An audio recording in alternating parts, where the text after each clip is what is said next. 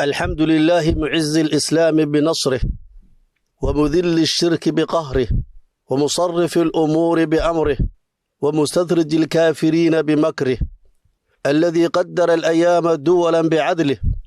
وجعل العاقبة للمتقين بفضله والصلاة والسلام على من أعلى الله منار الإسلام بصيفه أما بعد قال الله تبارك وتعالى لتجدن أشد الناس عداوة للذين آمنوا اليهود والذين أشركوا الله سبحانه وتعالى وآيات قرآن كنوغو شيغي إن يهود iyo mushrikiintu yihiin kuwa ugu cadaawada badan dadka muslimiinta ah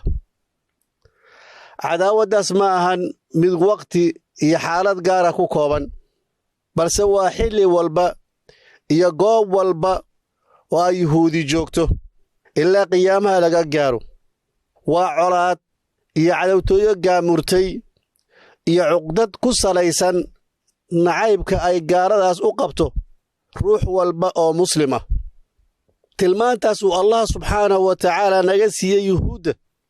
waxay keenaysaa inaan annaguna kufaartaas nacno colaadino la dagaalanno shartoodana iska fogeyno yahuudu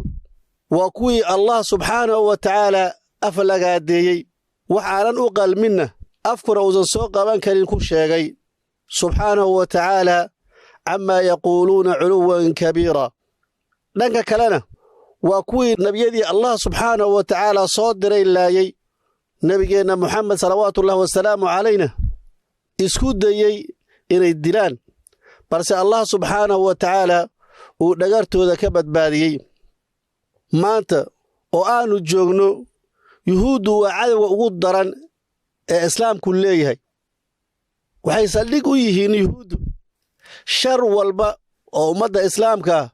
loo soo maleego waxay xoog ku haystaan masjidka al-aqsa oo ah masaajidka saddexaad ee ugu fadliga badan masaajidda islaamka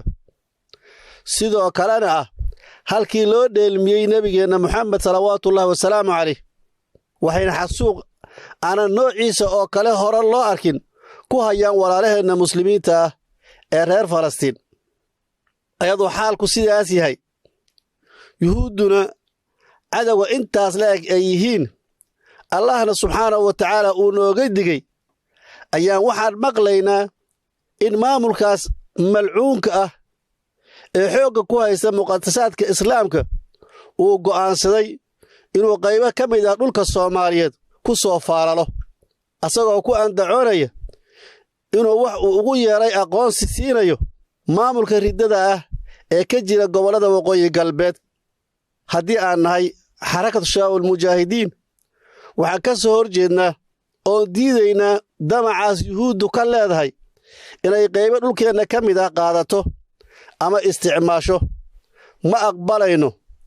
waana ka dagaalamaynaa biidnillaahi tabaaraka wa tacaala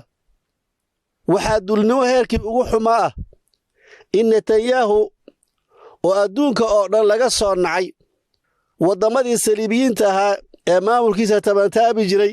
ay sanka ka qabsanayaan waddamo badan oo dunida ka mid ahayna xabsi loogu hanjabayo haddii uu xitaa hawadooda soo maro inay maanta dad Soomaaliyeed ku faraxsan yihiin inuu u sheegay inuu aqoonsaday taariikhda ma dhicin waddan ama dal iyo dad ay yahuudi wax tartay ama wanaag u horseeday taas bedelkeedana qolo walba oo ay faraha la soo galaan waxay u horseedaan hoog halaag iyo inay wixii ay horay u haysteen ka xayuubsadaan yahuudu waa ummad uu Allah subxaanahu wa ta'ala lacnaday meel walba oo ay tagaanna lacnadaas ayay geeyaan waana waxa ay u soo wadaan gobolada ay hadda u soo xaydanayaan mana u suurtagelayso insha Allah tabaaraka wa ta'ala قال الله تبارك وتعالى لعن الذين كفروا من بني إسرائيل على لسان داود وعيسى بن مريم ذلك بما عصوا وكانوا يعتدون كانوا لا يتناهون عن منكر فعلوه لبئس ما كانوا يفعلون وقال الله تبارك وتعالى ضربت عليهم الذلة أينما ثقفوا إلا بحبل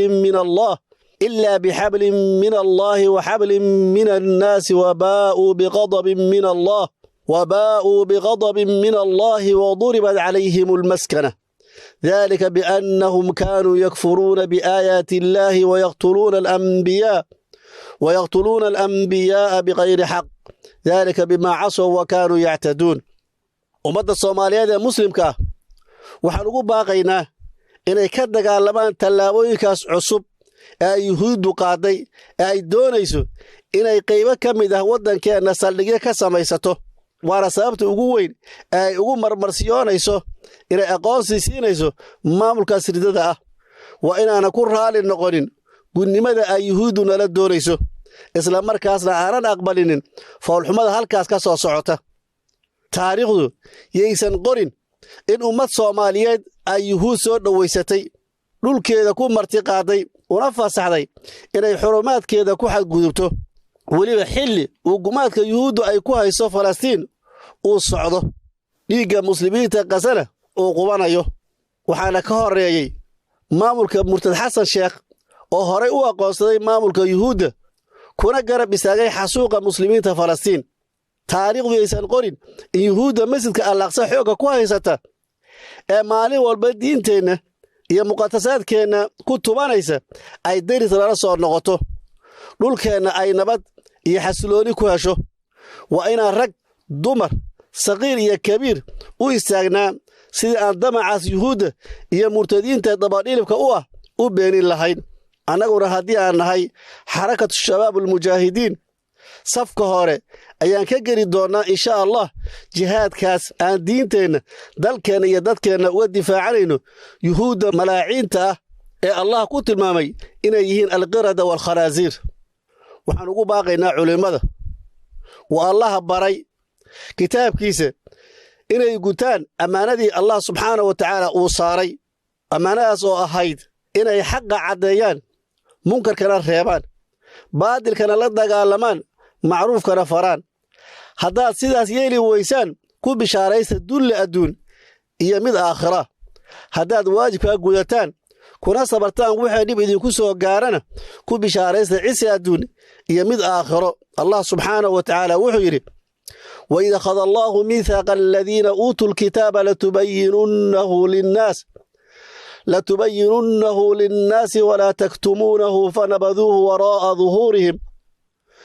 ولا تكتمونه فنبذوه وراء ظهورهم واشتروا به ثمنا قليلا فبئس ما يشترون وقال تعالى فلا تخشوا الناس واخشوني ولا تشتروا بآياتي ثمنا قليلا وقال تعالى ولا تشتروا بعهد الله ثمنا قليلا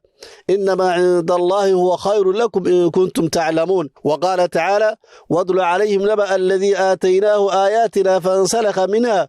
فانسلخ منها فأتبعه الشيطان فكان من الغاوين ولو شئنا لرفعناه بها ولكنه أخلد إلى الأرض واتبع هواه فمثله كمثل الكلب إن تحمل عليه يلهث أو تتركه يلهث ذلك مثل القوم الذين كذبوا بآياتنا فاقصص القصص لعلهم يتفكرون ساء مثلا القوم الذين كذبوا بآياتنا وأنفسهم كانوا يظلمون من يهدي الله فهو المهتد ومن يضلل فأولئك هم الخاسرون ما تلمجره منكر كوين إن قالوا له قانسمه من ماذا أمدنا لا ترتره عدو قيدنا له نقليه ما نجره معروف كوين بعد التوحيد إن قال الرعني ماذا أمدنا له قدقه عدو قيدنا لبره من ماذا الله فرينا لفره تارى نفي ما لقبحيه أو لقو جهاده كتابك ألانا ليسوك يا أمده